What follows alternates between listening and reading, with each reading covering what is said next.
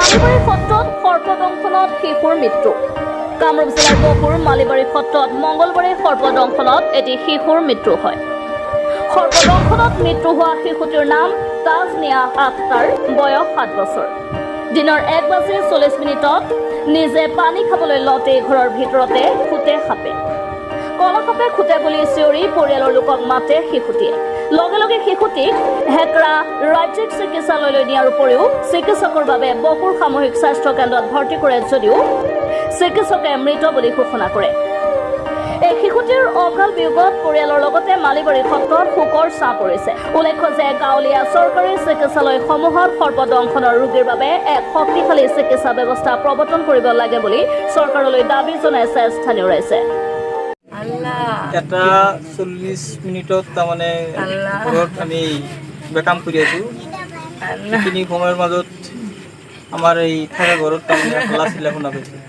সেই আমাৰ এই ভাগিনীটো পিছত হাল্লা চিল্লা শুনি মই ঘৰৰ পৰা ওলাই আহিছোঁ। আহি পেলাই এইটো ঘৰত এই চোতালত আহি যে হাল্লা চিল্লা কৰি আছে, মই ওলাইছোঁ। তাৰপিছত হেৰি কৰি আছে, কয় মোক সাপে কামৰাইছে।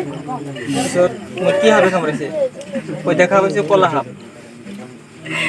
পিছত তৎক্ষণে মই লৈ কিনে হেৰি এটা পিলপিলি গাড়ী দি এই ভৰিত অলপ বান্ধি পেলাই পিলপিলি দি লৈ মই হেকত গৈছোঁ। হেকত যোৱাৰ পিছত ডক্টৰে চাই পেলাই কয় আমাৰ ইয়াত কোনো হেৰি নাই, গতিকে তুমি এইটো লৈ ধূপধৰা নাই পাই বকত লৈ যোৱা।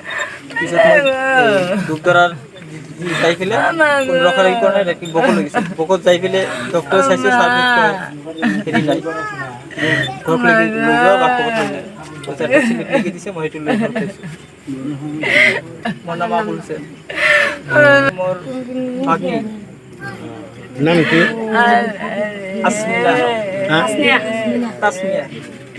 তাসমিনা। আমাৰ ঘৰতে থাকে, গতিকে আমাৰ একেবাৰে নিৰ্ভৰ মানুহ। গতিকে যদি চৰকাৰৰ ফালৰ পৰা ভাল হ'ল। আমি এই মন্দিৰাঞ্চী সত্ৰ চাৰিআলি সত্ৰত বিৰাট দুখজনক ঘটনা হৈছে। সৰু কেঁচু এটা তাসমিনা খাতুন, তেখেত আজি আমাৰ এই অঞ্চলত চতুৰ্পিনে এই কিনকিনীয়া বৰষুণৰ মাজত বানপানীৰ পৰিস্থিতি, আমাৰ এই অঞ্চলখন দৰুৱা অঞ্চল,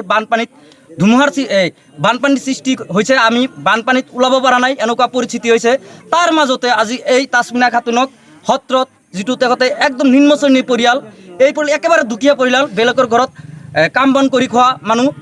এই পৰিয়ালৰ ছোৱালী এজনী 7-8 বছৰ হ'ব ছোৱালীজনী, তেখেতক ফেটি সাপে আজি দংশন কৰাৰ পিছত আমি হেকৰা ক্ষুদ্ৰ স্বাস্থ্য কেন্দ্ৰলৈ লৈ যোৱাৰ পিছত তাতে ইঞ্জেকশ্যন এটা থাকিব লাগে। আমাৰ যিহেতু এই হস্পিটেলখনত ইঞ্জেকশ্যনৰ ব্যৱস্থা নাই, তাৰ কাৰণে আমি উন্নত ধৰণৰ চিকিৎসাৰ কাৰণে আমি বকলৈ দৌৰি লৈ যাব ওলাইছোঁ। যাওঁতে বক যাওয়াৰ লগে লগে তাতেও ইঞ্জেকশন দিব পৰা নগল, কিন্তু ছোৱালীজন তাতে মৃত্যু হৈ গ'ল।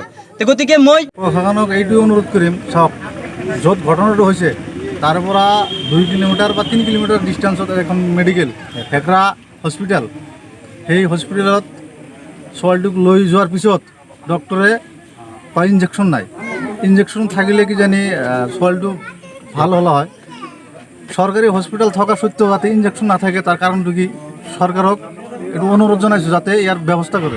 খুনতলিৰ পৰা আবুল হাছামৰ ৰিপৰ্ট, আসাম লোকেল নিউজ।